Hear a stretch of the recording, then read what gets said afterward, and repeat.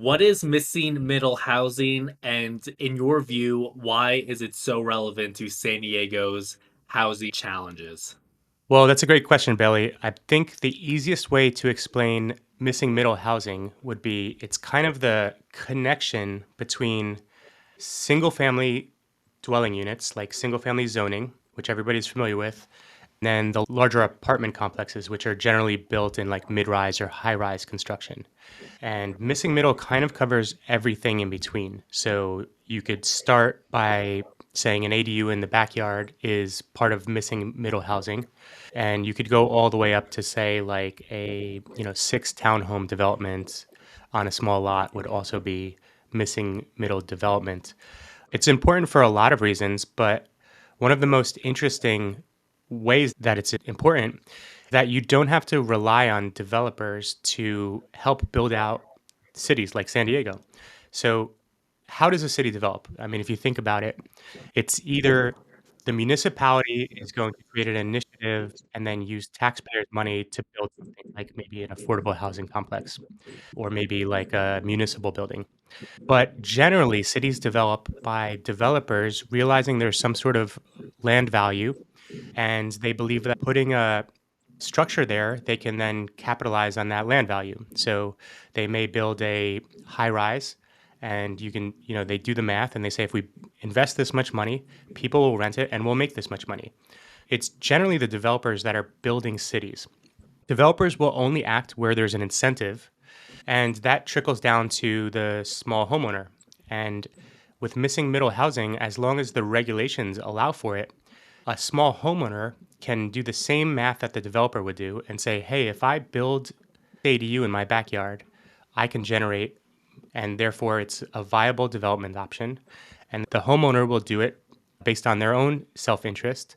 But ultimately, what happens is the city of San Diego benefits because in this scenario, there's one more home available for somebody to rent.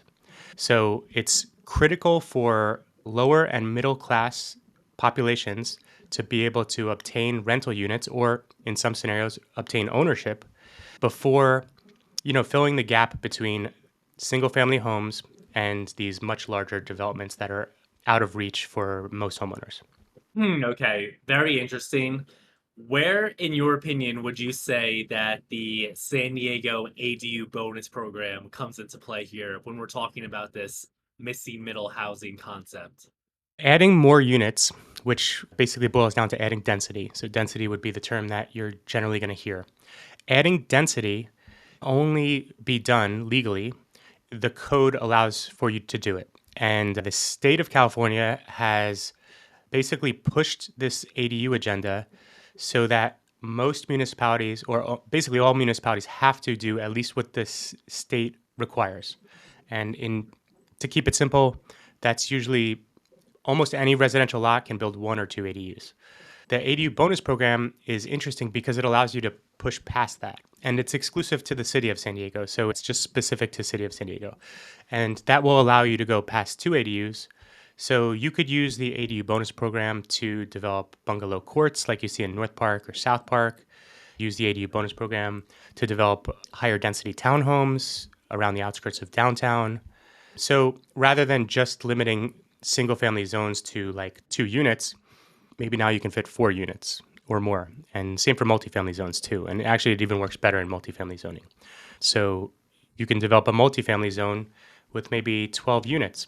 And that's really what missing middle housing is all about. Got it. Yeah, it's interesting how you said that basically it allows people to build out the city themselves, like regular homeowners, like these small scale infill type developments like you're talking hmm about.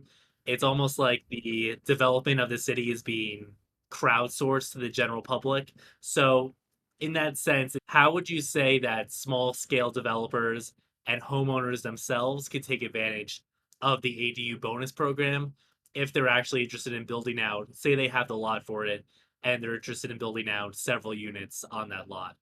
Well, specifically for the ADU bonus program, the first thing you need to do is start with a property that's in the sustainable development area because that's what allows you to unlock the ADU bonus program.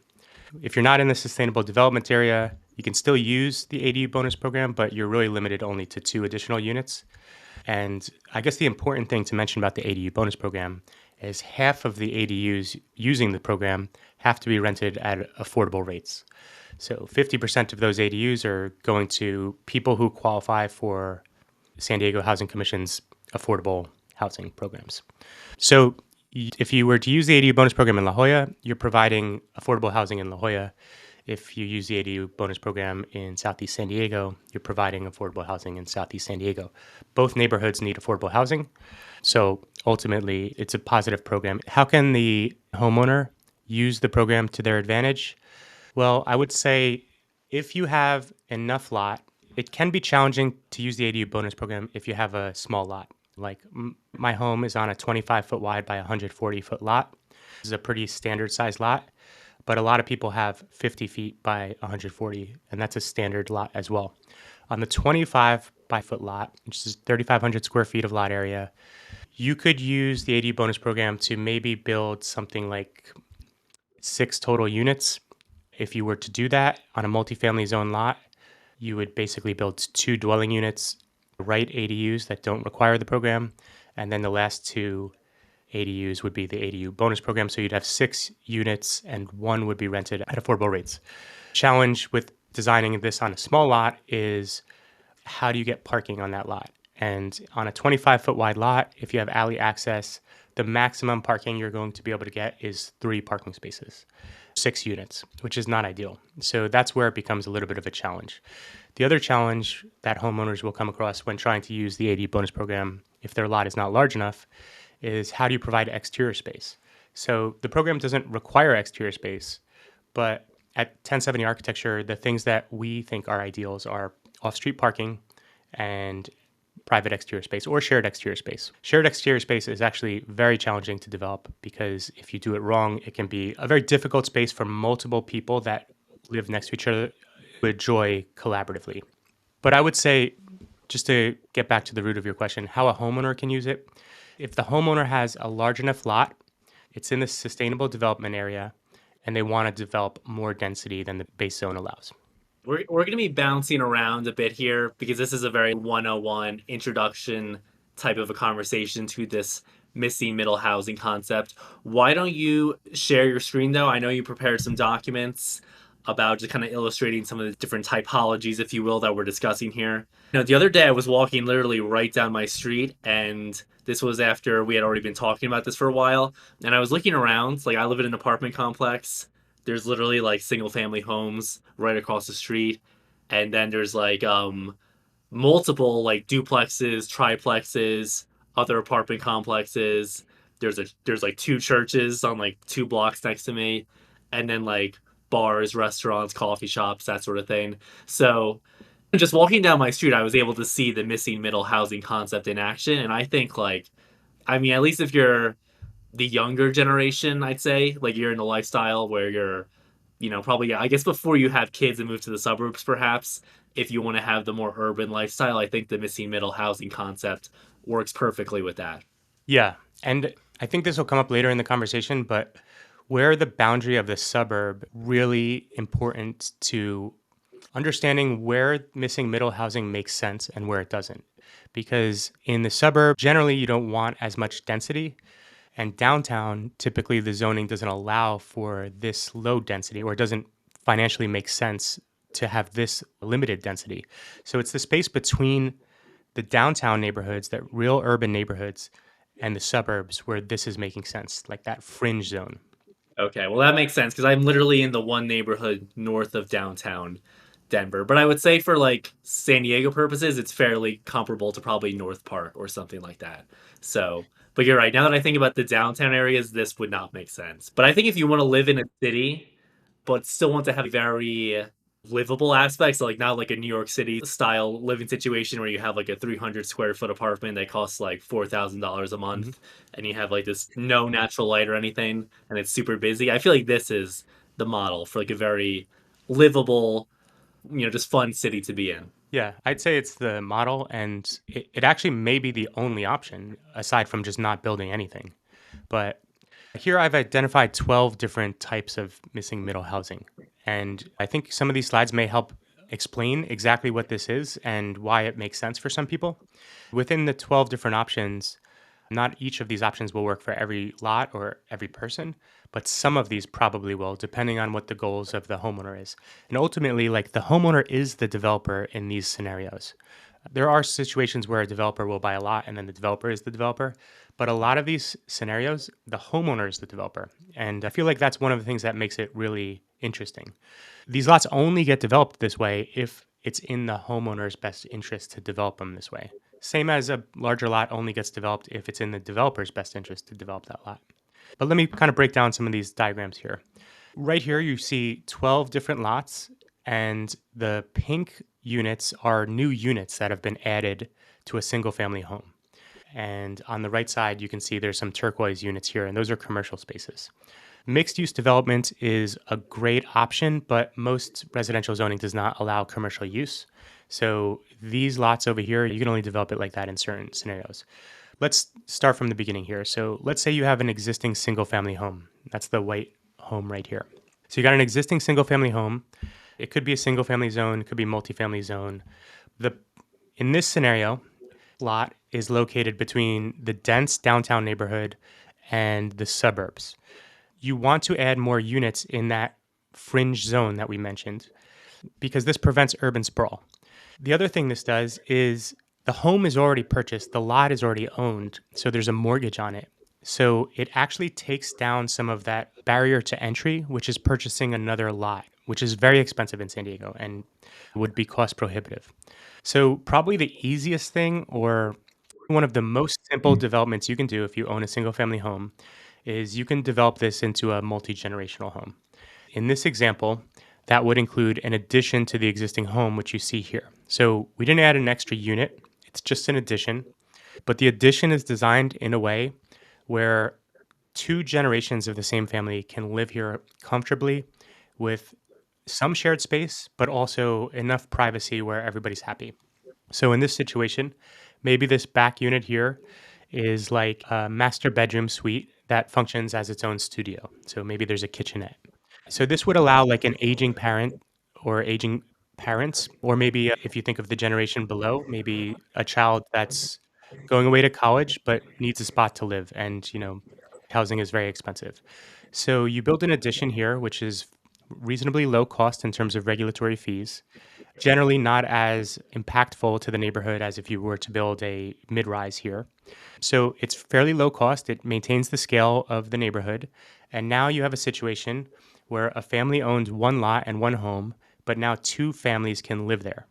This also makes a lot of sense if you think about generally where we are in the economics of like just day-to-day life. So if the family who lived in the initial home had a kid that they were sending to daycare, maybe one of the is retired, but they live too far away to provide daycare for the children.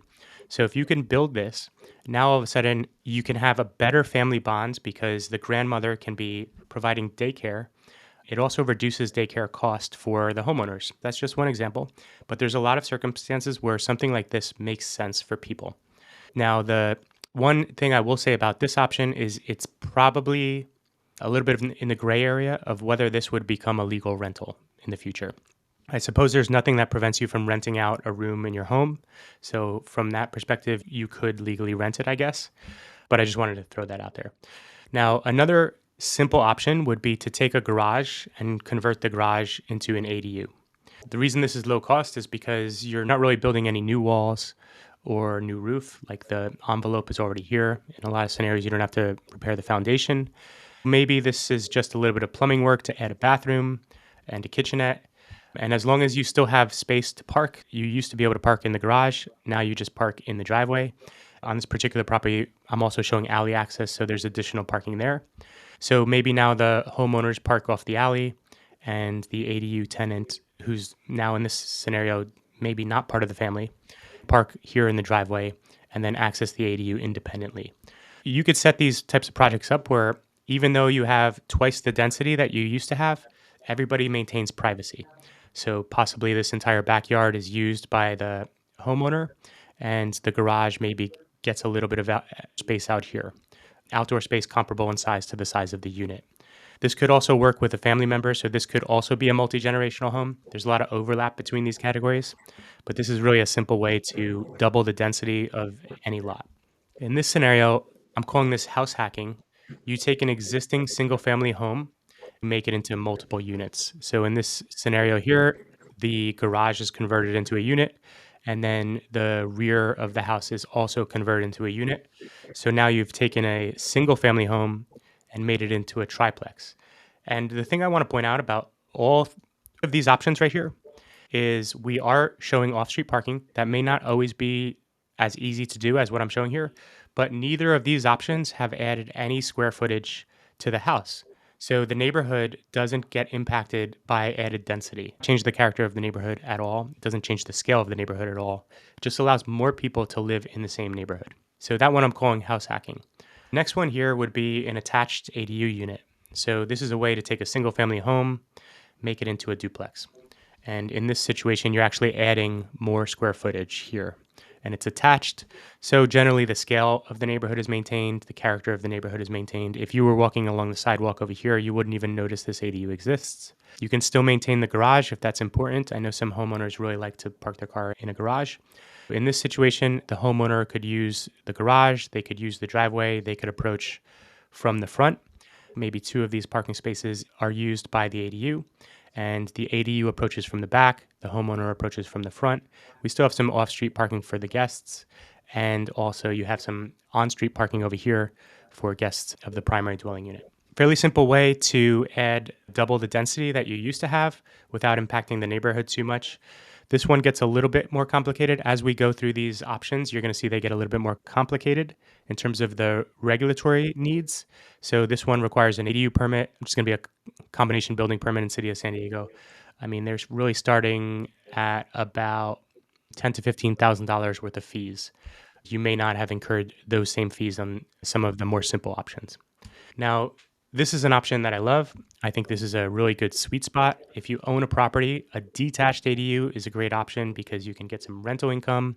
The detached nature of the ADU also provides for an additional layer of privacy. And you could design a lot of lots, especially if there's alley access, as if the lot, it's a single lot, but it's used as two completely independent lots. So the ADU tenants access from the back, the primary dwelling unit users, tenants, homeowners enter from the front. You could also use a design like this with a detached ADU as a multi-generational home. So that ADU could be a great spot for the in-laws to live, for a college student to live.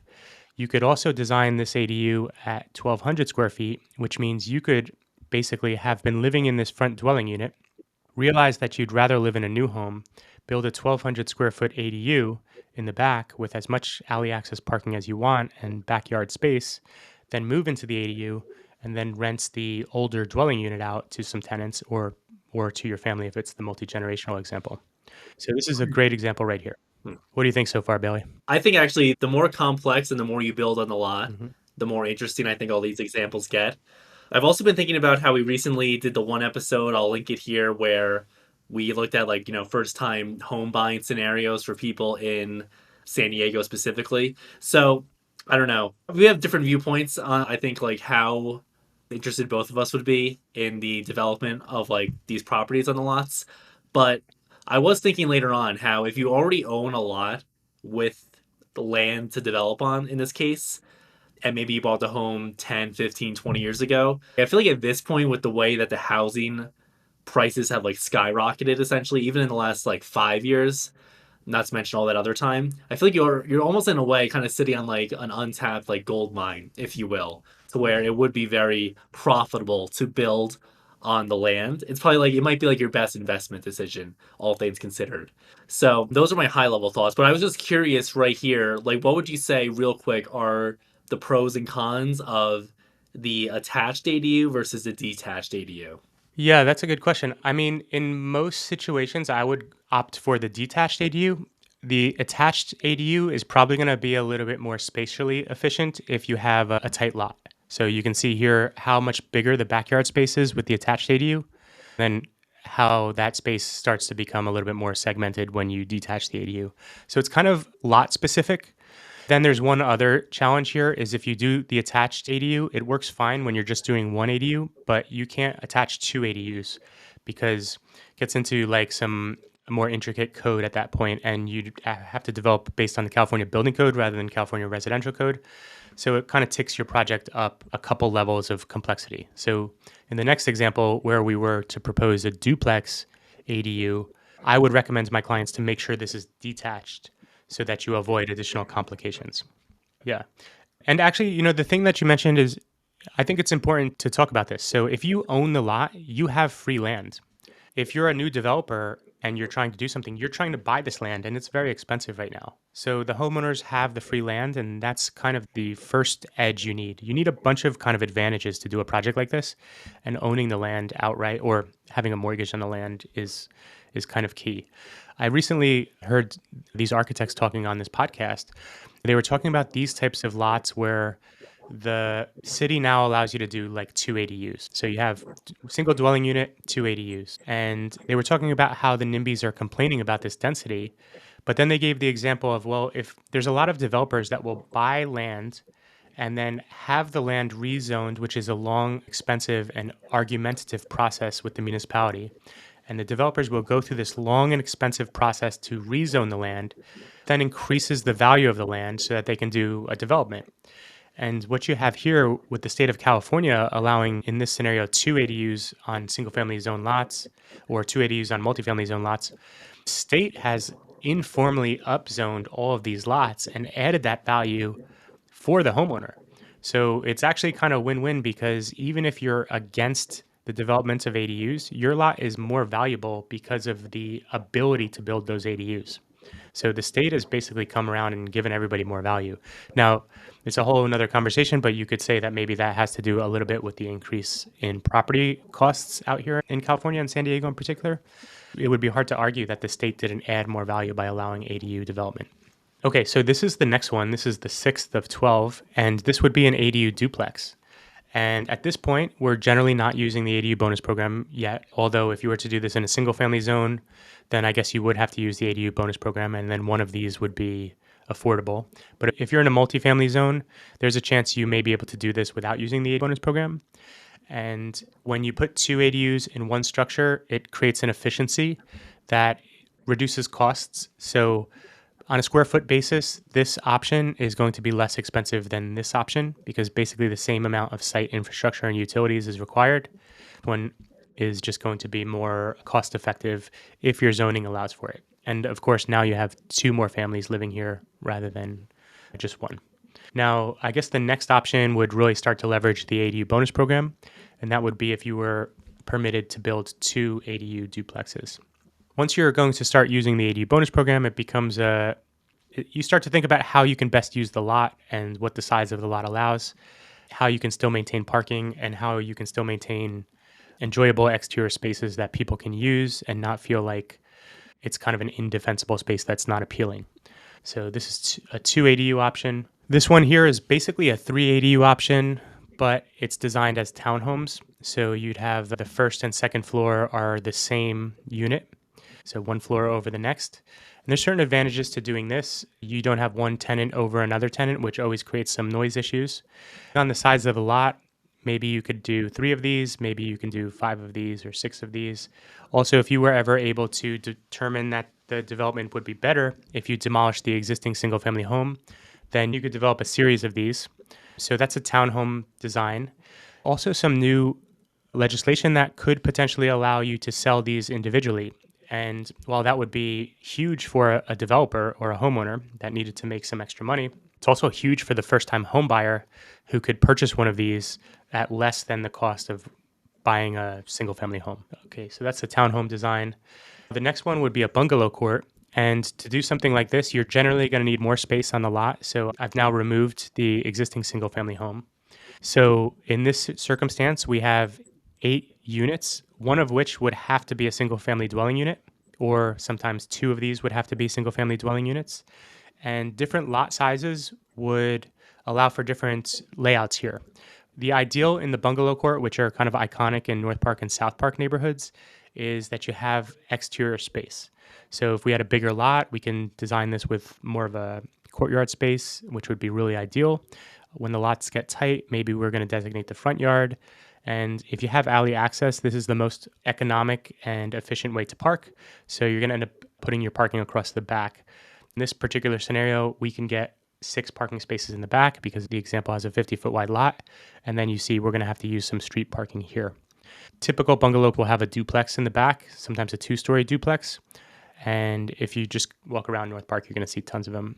Really great developments. Okay, so this one is multifamily. Now, once we hit multifamily development, you're going to need specific zoning. It's going to be a much bigger project. This is going to trigger fire sprinklers, ADA clearances. There's going to be certain restrictions. We're using California Building Code here. So this is a much bigger project. It's not going to fit every neighborhood, and it's going to definitely require a lot more moving pieces, a lot more engineering and that type of thing. So it's a bigger project for out of the reach of a homeowner, more appropriate for a developer level. And then this one is live work. Now, live work you can't do in most residential zoning, but you can do this in commercial zoning. And this could be a great typology for the way people live today, especially people that are working from home. In this circumstance, there's 4 live work units. So each would be rented or owned individually. And the residential space is on top. So that's like the private space. And the commercial space is on the ground floor. Depending on the business you run, this could be a great situation where your customers or your clients could have direct access to your commercial space. I could see this working really well if you had like a small clothing business and they wanted to market their clothes. This could work really well. This could be great for an artist that needed a little extra space. This could also just work for somebody who works from home and they need a little separation between their home and their workspace. So we're actually working on a live workspace right now on one of our properties in the barrio, and we're hoping to move our office into the work part of the live workspace. Yeah. So all I have to say Hmm. on this one, there is right across the street from me, not even like literally 1 block away. There's like this very nice apartment complex with like lots of Hmm. amenities. It's probably like maybe 5 or 6 stories. But then on the bottom floor, the ground level, you have like going from like up the street to down the street, you have a cocktail bar, a real estate agency, a coffee shop, and then a taco restaurant, and then a liquor store, and then a dispensary. So you basically, it's all right there, fully integrated. But I think that's a very good example of what you're talking about, like a real practical example. Yeah. And I think probably what you just described is this last one here, which would be mixed use. So you see this commonly in areas that allow for commercial zoning. That's where the commercial space is the ground floor. It usually has a street relationship or sidewalk relationship, so people can approach the business from the bottom floor. And then you have residential above. And depending on the zoning, it's very common to see 4 or 5 levels of residential space above. The building code kind of makes that the way these things get developed. They're generally called 4/1s. The last thing I should probably mention is the principles of new urbanism. 20 years ago, when I was in an architecture school, we were studying a city planning strategy called new urbanism. And it's a very simple concept. I think it makes a lot of sense. New urbanism is basically a series of different uses all next to each other. So you'd have commercial uses like that coffee shop or the taco shop adjacent to residential uses like the apartments above those. But it could also be the corner store bodega next to the single family homes. Like you could call that new urbanism as well. So it's getting these like spaces that have synergy next to each other rather than having to get in your car and drive to the taco shop. You get on your bike and ride to the taco shop, or you walk to the taco shop. So it's about getting these different spaces next to each other. It does leave like industrial space out. So like that type of space, which isn't conducive to residential living, that stays somewhere else in the city, but kind of getting the commercial and maybe some office space and residential space next to each other. And then additionally, getting different types of people, different demographics of people next to each other. So like you may live in an apartment complex that has people generally around your age or generation. Then maybe like 2 miles down, there's like an old age home where you get people above 55 living. The people who are in that old age home, they're going to feel isolated from society. And, you know, the college age kids, maybe you're in an apartment complex now where there's not a lot of college age kids. No, there's not. Thank God. Yeah. But within the principle of new urbanism, you'd have all of these people next to each other, which kind of creates more of a lively community. So you have a mixture of demographic of people and a mixture of uses that provide synergy And that's the general principle of new urbanism. So on that note, then, how much? So I think a lot of this missing middle housing concepts we've discussed. I think there's a large demand for it due to the state of the housing market, how expensive things Mhm. are. I saw recently how I think it's based on, this is like directionally correct, don't quote me verbatim, but based on like however much you're supposed to be putting towards a mortgage, I think that's like 30% or so. We did that exercise on that housing podcast. I think they said that based on like the top 100 metro areas, they averaged out how much the cost of an average home is. Mhm. And they said from this podcast I was listening to that about just 5 years ago, so I think in like 2020, you like the income you would need to make that affordable and be like financially responsible would be $75,000 a year roughly. And now 5 years later in 2025, it's about $120,000 you would need to be making. So that just shows you how much more money you need to be making to essentially have the same standard of living in these metro areas. Mhm. So how much of what we're talking about do you think is driven by the economic factors, and then how much of it also do you think is a, I guess you would say, is like a reaction or maybe a counter reaction to where I think with like car culture, things got a little too out of hand, where people have said that cities in America, for example, are designed around the car, Mhm. which I think depending on certain cities, you can see that more than in others.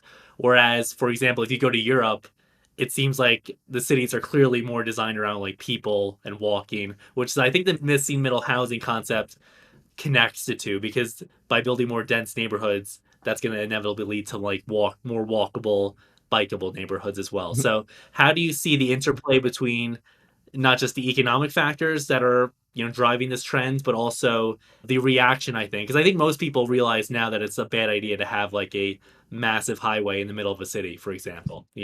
Yeah. And, California is still very highway based. In Tom Petty's Free Fall, and he talks about there's a freeway running through the yard. And San Diego, you need to use basically a highway to get everywhere for the most part. If you go out of your micro neighborhood, Los Angeles is notorious for that. But I think that's the really interesting thing about missing middle housing. It kind of kills two birds with one stone. So we could attack the financial challenges because, as we've already discussed, you already own the lot in most of these scenarios. So it's the cheapest way to build a new unit or more. Then also by adding more people into this area, we're reducing urban sprawl, which urban sprawl is when people start to develop areas on the far outskirts of the cities, beyond the suburbs, all the way out there. And then more people need to drive in. And that's going to increase traffic. It's going to increase wear and tear on the roads, which is paid for by our taxes. It's going to increase pollution. So, in general, the way a city works best is where people are close enough to the resources. That's basically a city, right? It's like lots of people sharing the same resources and the efficiency that results from that. So, I think this type of missing middle housing solves both of those challenges in a good way. I think maybe your follow up question is now what's the opposition?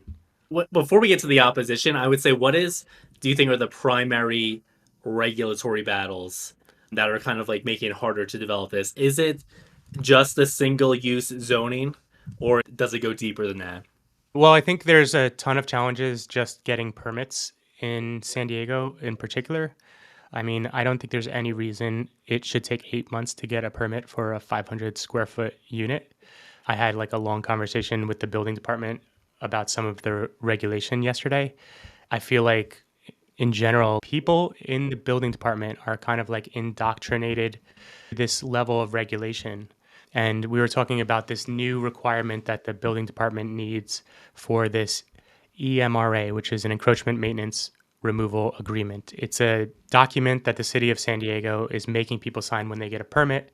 If you sign the document, you are required to provide a $500,000 insurance policy to cover accidents that occur on the sidewalk in front of your house. So you pay for this every single month for the life of your home, right? And the supervisor I was talking to was swearing this is in the best interest of the homeowner. And I was like, I cannot understand how you think this is in the best interest of the homeowner. It's increasing liability of the homeowner is already there. So now you're signing a document that says, I'm going to maintain the same liability, but indemnify the city. So you're actually like making your situation worse and you're paying for it every month. And the supervisor is swearing that this is in the best interest. So I said, okay, well, you live in the city. Have you voluntarily done this? If you're telling me it's in your best interest, wouldn't you voluntarily submit this document to the city? And then he starts explaining, oh, well, my situation doesn't call for it. And I said, well, if you dig deep enough in the code, you can find a reason why you would need that document. And anyway, back to your point. It's It's amazing they're still picking up your call, I'd say. regulation is a major challenge here because it's a huge risk to submit to the city and hope they give you a permit. We've been pretty good. I don't think we've ever come across a situation where our permit's been denied. But if you work with the wrong professional, or if you work with somebody who's not a professional, you could pay for a lot of design and then pay for a lot of permits and then not get those permits approved. And a general homeowner cannot take on that risk. So that's a big issue. And then just in general, like costs. Property land is up, interest rates are up, construction costs are up, permit costs went up 5 times last year, and the level of service has declined. So it's just becoming very difficult to kind of make all this stuff work. We're kind of like locked up in regulation. And then the last thing I'll say about the regulation, I am a by the book architect. I would say I am probably the most by the book architect in the city. Whenever we get issues by the city of San Diego on permit, I want to know where the code is. So if they're correct, we always go by the book. We got an email yesterday that one of the comments is going to be waived on our project. And I responded back. I said, tell me why it's waived. I appreciate that it's waived. It should have been waived, but I want to know from you why it's waived so that I know how to apply this in the future because, this is a long-term thing for me. But, we have 10 times the regulation as other states, but you could argue that California is not the safest state. But if we have 10 times the regulation, and the point of the regulation is safety, we should also be 10 times safer than other states. And if that's not true, then what are we doing wrong? Why are we overregulating? And I would say, overregulating is what does overregulation look like? Submit a project to the city for a permit. It's maybe a simple project. Any other state would be a simple project. And then all of a sudden you get review comments back, often late. And, they're fixated on, this just happened this week. It's an addition project, no problem. First round of comments come back good. Second round of comments come back. They're fixated on a block wall fence that is on the back of the property, nowhere near where we're doing the addition. And the reviewer says, hey, I need to make sure this is on your property. I say, well, take a look at the survey. Take a look at the site plan. If you read them, you can see that it's on the property. And then they say, okay, well, I need more information about this. I say, hey, this is a 6-inch high block wall. By driving into this detail, it doesn't help anybody. This is not making anything safer. And then I send back up the last permit that shows that the thing was permitted. And she says, I need you to confirm that the foundation within the property line. And I said, here's the permit. I just showed you the permit. The city inspected this. We can't go back, excavate the foundation. That's crazy. Where does it stop? That's the type of regulation that's unnecessary. And that adds cost. Then everything gets more expensive. Then your rent gets more expensive because the person who got the permit paid more for the permit. So I'm not sure if I even answered your question, but the regulation is too high and that drives up cost. Definitely, for sure. And I think given the macroeconomic factors like we've been talking about, they should have a more lenient view, I would And say, and personally, Billy, given the everything. state is doing that now. So there was this thing called CEQA, which required these like really intense environmental reports, and the state now has basically said that like smaller projects no longer require these reports. So there is a movement to reduce regulation, but the building department in each city is so compartmentalized. Like that sentiment doesn't trickle down there, and it's so locked up in regulation and red tape that it'll take a while. So to wrap things up here, is there any parting concluding thoughts you'd like to leave people with? I guess this whole concept is based on a very famous book. Maybe we'll link it in the description if people really want to dive deep into it. It's on both of our summer reading lists. I talk about before we wrap up here. Yeah, just quickly, let's just touch on the opposition because like we've explained all the benefits of this, but why are people still resisting or why are some people still resisting? In my experience, I think it comes down to 2 or 3 points. The first is we need to make sure we keep the character of the neighborhood. So that's generally one of the first points. And the second point is, well, what about the parking? And I know I've wanted to do the podcast on parking, and I know you've resisted that because you think it's kind of boring.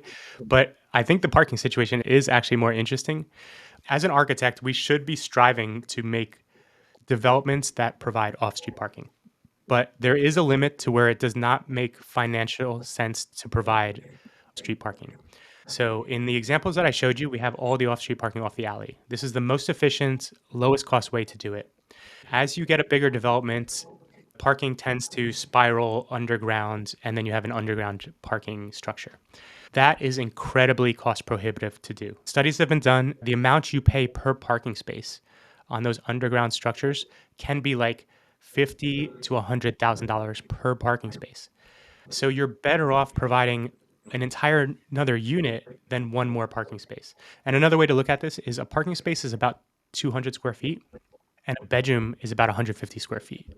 The incentive is there to provide the bedroom, which rents at maybe an additional $500 a month, than to provide the parking space, which maybe rents at $100 a month.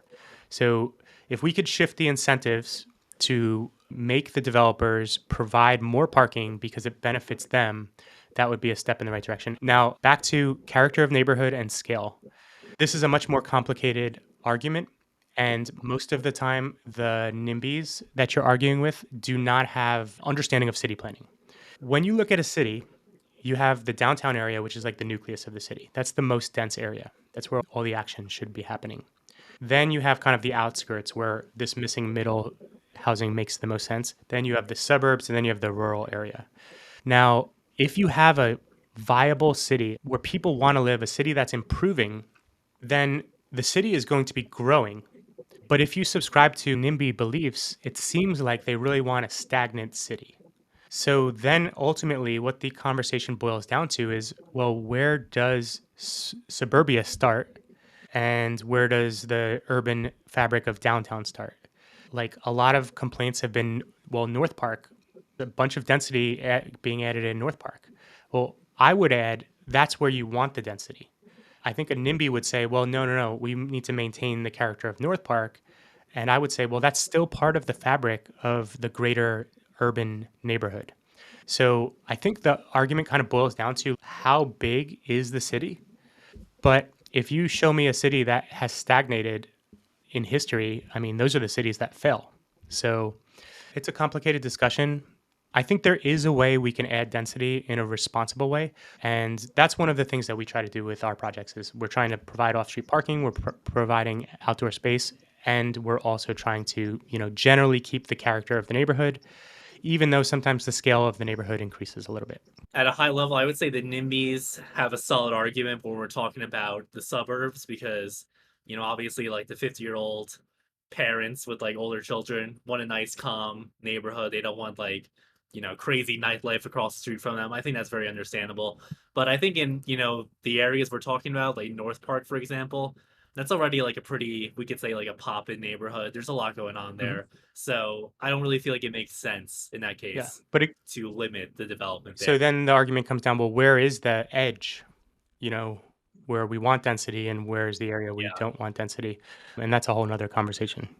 totally. If people are interested in discussing a missing middle housing type development, what would be the best ways for them to get in touch with you? Well, go to 1070architecture.com and take a look at the website. Make sure you like the types of projects we're doing, and then send me an email. So Sean at 1070architecture.com.